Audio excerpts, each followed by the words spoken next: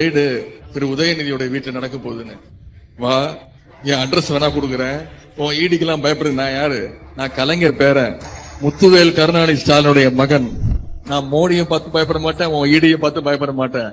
எனக்கு மடியில கனம் இல்ல, வழியில பயம் இல்ல. நான் சவால் பெறேன், வா, எப்ப வேணா வா, சொல்லிட்டு வா, நான் டூர்ல இருப்பேன். கடந்த ஒரு வார காலமாக தமிழகத்துல எண்ணற்ற இடங்கள்ல ஈடி ரெய்டு.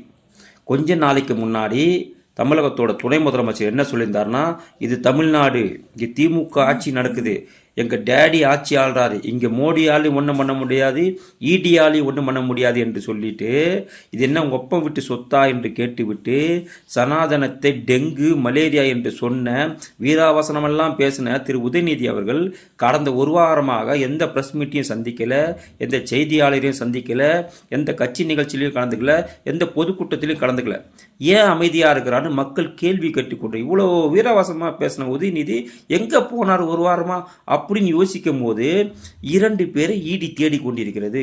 2 பேர் தலைமறைவு. அவங்க யாருன்னு பார்த்தாக்கா உதயநிதிக்கு கூட்டாளின் மக்கள் பேசிக்கொள்கிறார்கள். ஒருவேளை அவங்க மாட்டினா இவரும் மாட்டி போறவங்கிறதுனால அவர்களை இவர் தலைமறைவாக்கி விட்டாரா அல்லது இவரும் தலைமறைவாகி விட்டாரா என்ற ஒரு கேள்வி மக்கள் கிட்ட வருது. எனக்கு வரல. ஏன்னா அந்த மாட்டின 2 பேருமே இவருக்கு நெருங்கிய நண்பர்கள், நெருங்கிய உறவினர்கள் என்று இடி கண்டுபிடிச்சிருக்கிறாங்க. ஏன்னா ஒரே நாளில் 400 கோடி பணத்தை செலவு பண்ணி ஒருத்தர் 4 படம் எடுக்கிறான் முக்கிய ஹீரோக்களை வச்சுன்னா எங்கிருந்து அவனுக்கு பணம் வந்திருக்கும்? நீ யோகியம் தான்றா, நீங்களாம் யோகியம் தானே? எதுக்கு தலைமறைவாக இருக்கிறீங்க ஈடிக்கு பயந்து? ஈடி எங்களை ஒன்றும் பண்ண முடியாது, மோடி எங்களை ஒன்றும் பண்ண முடியாதுன்னு சொன்ன ஆளுங்க தானே நீங்கள். இப்போ எதுக்கு பயந்து ஓடி ஒளிஞ்சிட்டு இருக்கீங்க? ஈடிக்கு பயந்து, மத்திய அரசுக்கு பயந்து எதுக்கு ஓடி ஒளியணும்? வந்து நில்லு, என் மேலே தப்பு இல்லைன்னு ஒரு விளக்கம் கொடு.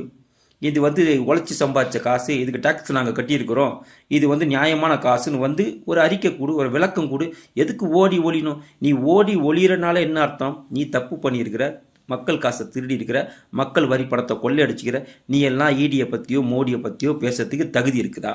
இனிமேலாவது உதயநிதி ஸ்டாலின் அவர்கள் அவரது வாயை அடக்கி கொண்டிருந்தால் அவரது எதிர்கால அரசியல் வாழ்க்கைக்கு நல்லது என்று மக்கள் பேசிக் கொண்டிருக்கிறார்கள். இதுபோன்று முக்கிய நிகழ்வுகள், அரசியல் தகவல்களை ஆழமாகவும் மாறுபட்ட கோணத்திலும் அறிந்து கொள்ள மறக்காமல் உங்கள் IND தமிழ் 24/7 பக்கத்தை பின்பற்றிக் கொள்ளவும். உங்கள் ஒவ்வொரு ஆதரவும் இதுபோன்று பல நிகழ்வுகளின் பின்னணியை அறிய உதவும்.